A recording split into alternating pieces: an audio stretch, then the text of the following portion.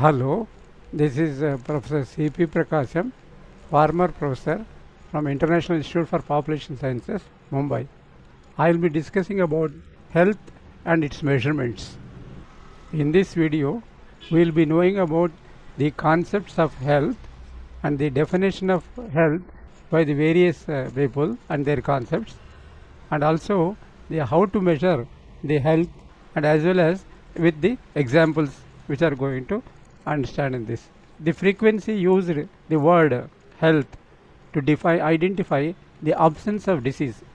Also, better health of a person is related to well-being or wealth.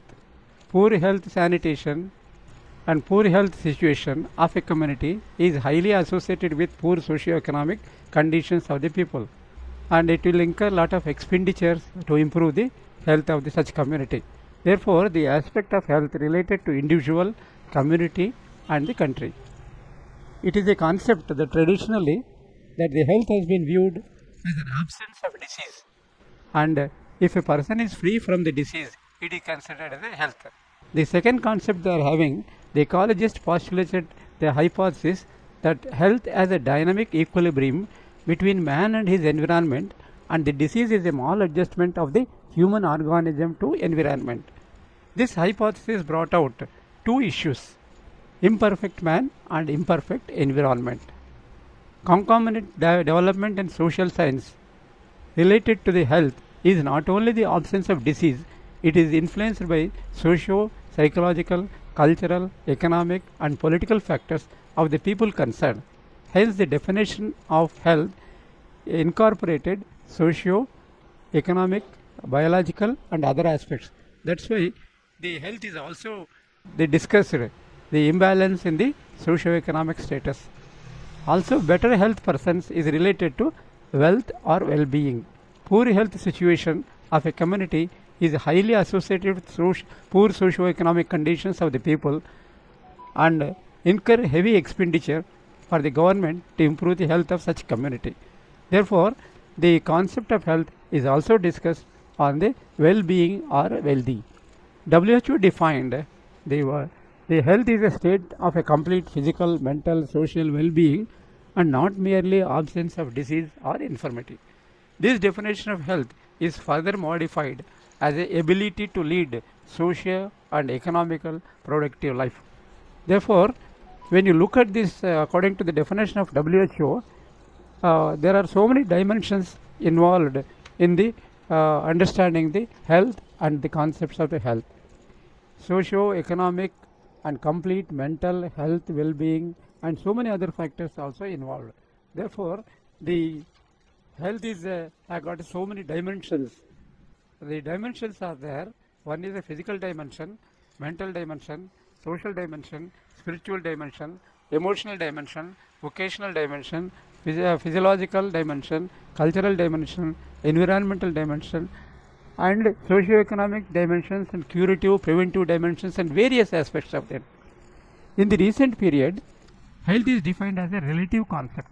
One example is that birth weight is less than 2.5 kilos and BP is in the range of 80 to 120. Therefore, if a person who is having a BP between 80 to 120 is considered as a normal or a healthy person.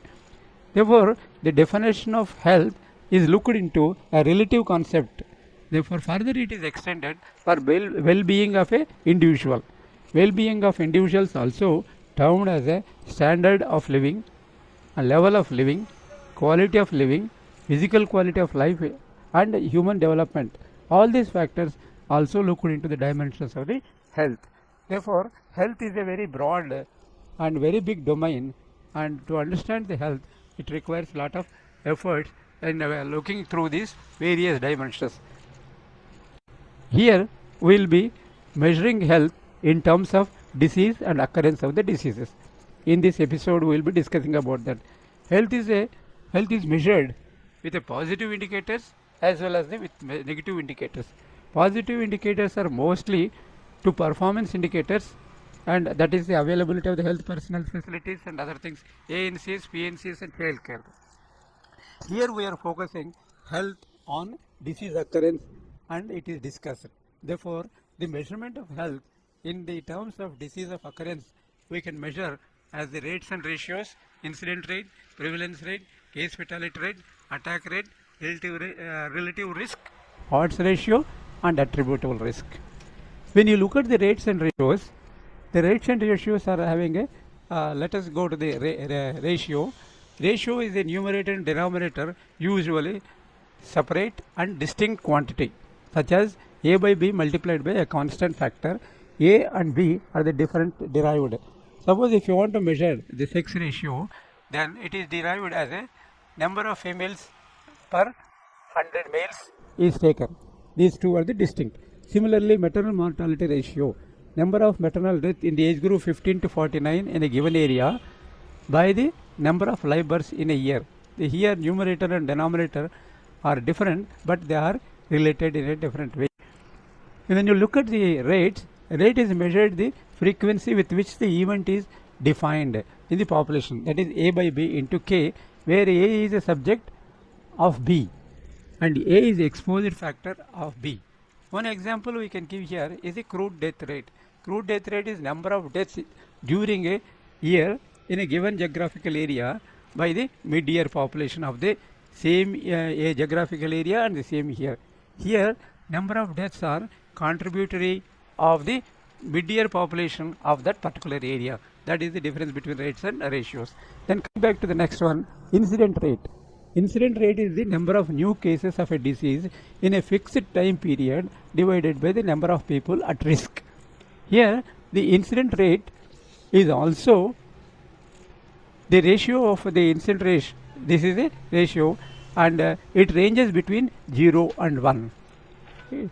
And it is also called, since the period is fixed for 1 year, this is called annual incident rate.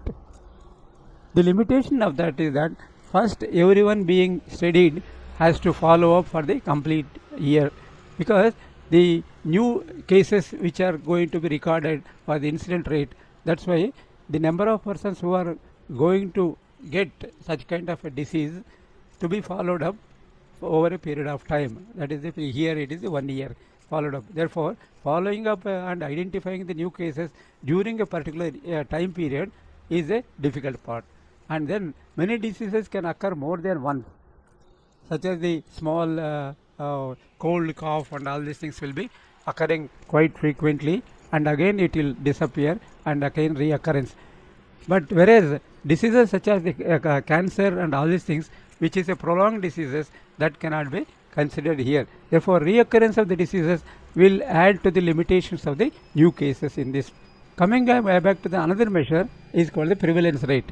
Prevalence rate is the number of new and existing cases at a given time period divided by the number of people at risk.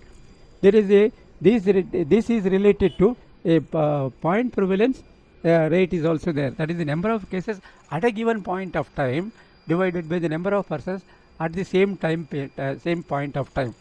Therefore, this prevalence rate will give the combination of the number of new cases and existing cases in a duration of time, and if it is given at a particular point of time, then it refers to the point prevalence.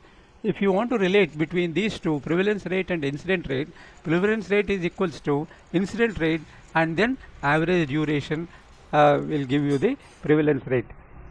Then we will look into the example of that. This example will give you the incident rate. In a given area, there are 34,232 new cases are there related to the AIDS.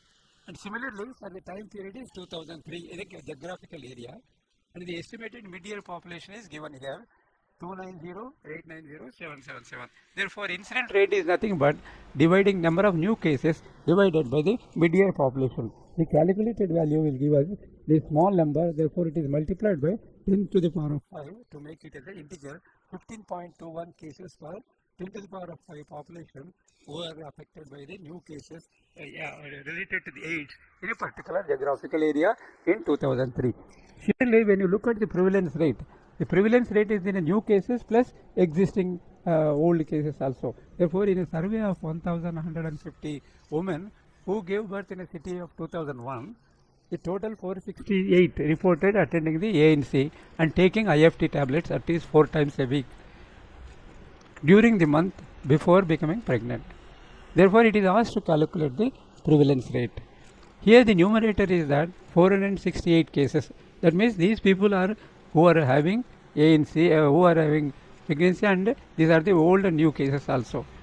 They are prolonging for the IFT tablets, and denominator is the total number of women who are gave birth in the city. Therefore, prevalence rate is 468 divided by 1150 multiplied by 100, that is 0.407. Therefore, now comes to the difference between what is incident rate and prevalence rate. Incident rate is the number of new cases which is added in the numerator. Another measure of health is the case fatality rate. The proportion of people with a specific condition who died within a specific time period is called the case fatality rate. The time frame is typically the period during which the patient is sick from the disease. This works for an infection diseases but not for the problematic for the chronic diseases like cancer and many other, which is extended for a long time period. In such cases, we will tend to speak about the mortality or otherwise survival rates for such kind of a prolonged diseases. Case fatalities are restricted with a applicable to the infectious diseases, and chronic disease can be measured in terms of their mortality as well as the survival ratios or rates, which will be discussed in the next one. Another measure is attack rate. Attack rate or a case rate refers to the cumulative incidence of infection over a period of time. This is typically used during an endemic period. The time period may not be indicated, but would typically refers to a period of an outbreak. One example is that during the influenza, the outbreak of attack rate was 12%. That means the 12 persons out of 100 had influenza during that outbreak period. That is given here. Relative risk is another measure of health. The ratio of the risk of a disease among the people who are exposed to the risk factor to the risk among the people who are unexposed. That is the relative term between the exposed person and unexposed person. This is synonymous with the risk ratio. Alternatively, risk ratio is defined as the ratio of cumulative incident rate among those who are exposed to the rate among those who are not exposed. To estimate the relative risk, we need to conduct a cohort study from which incidence can be calculated. This is the most important thing. If the relative risk, the calculated value of the relative risk is 1.0, that means the two incident rates are equal, so that the factors has no effect. If the RR or the relative risk is 2, would indicate that the exposed people were twice as likely to get the disease, and the relative risk of 0.5 means they were half as likely, so the factor protected them from the disease. This is likely to get that relative risk can be compared in that level. Another measure is the attributable risk. Attributable risk is the difference in the disease rate in the exposed and unexposed individuals. Attributable risk is also measured in terms of the 2x2 contingency table, and it is calculated from a perspective study. Suppose if you are having a case and control and exposed and unexposed, then you will have a 2x2 contingency table like given here, A, B, C, D. Therefore, attributable risk is the A by A plus B minus C by C plus D. That attributable risk percentage is equal to a attributable risk multiplied by 100 will give the percentage of the attributable risk. Now we will try to understand with one illustration. In a particular year, in a selected city, cancer test was carried out for 1000 people. It was found that 72 had cancer and 158 had smoking habit. Among the 158 smokers, it was observed that 19 had cancer. It has been asked a question that established the risk of cancer and occurrence of the risk of the to establish the risk of smoking and occurrence of cancer. When you look at the data, it is given that 72 had a cancer. Therefore, it is a 2x2 contingency table has been established. Cancer, yes, no. Smoking? Yes, no. It is given that 72 had a cancer. That means those who said yes for the cancer, and it is given as a 72 in the red color. Similarly, those who had a smoking habit, that is given as a 158 as a color. The total number, it is given as a 1000, that is N1 plus N2 in the total. Sum of the total is given there. This much data is given. From this, it is also given that among the 158, they had 19 persons had a cancer. Therefore, those who had a smoking habit, yes, and cancer occurrence of the disease is yes, is 19. That is A here. Considering that A, that is 19, minus 158 out of total N1, then you will get the 138. That is B, you will get it. That will give you those who are smokers and not having a cancer as 139. Similarly, coming down, there are 19 persons who had a cancer and as well as a smoking. The total number of persons who are having a cancer is 72, that is M1. If we subtract 19 from 72, then you will get 53, that is those who are non-smokers and also had a cancer, that is C. Similarly, coming to the next column, you find that 72 minus total column 72 minus 1000, that is M1 minus N1 plus N2 will give you the 922, 928, that is M2, you will get it. By knowing this, we had already defined 139 other cases where there is no cancer but they are having the smoking habit. Therefore, 139 minus 928 will give you the 782. Adding smokers no and cancer occurrence, that is 53 plus 789 will give you 842, that is N2. Like that you can build up the 2x2 contingency table, which will give you the complete information about the cancer occurrence as well as the smoking and non-smoking habit. Let us see how to calculate the risk. Let us examine how to calculate the relative risk. By using the example number 2 data, it shows that 19 by 19 plus 139 divided by 53 by 53 plus 789 will give you the 1.9.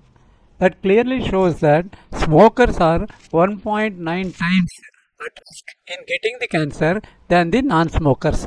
The confidence interval is estimated because this is the estimation, therefore the confidence interval is given with the formula, that is R1 by R2 plus or minus 1.93 square root of 1 by A multiplied by 1 by B by N1 plus 1 by C multiplied by D by N2. This will give you the confidence interval for the relative risk. Therefore, relative risk calculated is 1.9, that is 95% confidence interval is between the 11 and 3.69. In this case, the confidence interval found to be very high in this. As we have defined earlier, attributable risk is the difference in the disease rate in exposed and unexposed individuals. Therefore, attributable risk is calculated here equals to given with the given data, then the calculated value you can find here as this multiplied by 100, that shows that 47.5%. That means among the cancer patients, 47 patients are attributed due to the smoking. Therefore, the disease is attributed for the cause given from that. Then comes the odds ratio. Odds ratio generally is defined as the differentially according to the situation under the discussion, but it is the ratio of probability of occurrence of an event that of non-occurrence in that event. Here one example is given, is the compare the difference between anemia in pregnant women attending the antenatal clinic and not attending the antenatal clinic and controlling for all other variables. Therefore, odds ratio is defined as the AD by BC equals to 30 multiplied by 40 divided by 80 by 70. That will give you the 0.2143. By looking at this 2x2 contingency table, you can derive that information. Therefore, odds ratio expresses the association between a risk factor and a disease by comparison of the likelihood of the disease under two circumstances, such as the risk of a cancer, anemia here, and not attending the or attending the antenatal clinic. The ratio of two odds is closely related to the concept of relative risk But the very useful feature is that the odds ratio can be calculated from a case control study and does not require knowing the incident rate. Therefore, it is very important that odds ratio has to be calculated for the case control studies also. Thank you very much. Please subscribe, like it, share it, and in the next video we will be discussing about the indicators of health. Thank you very much.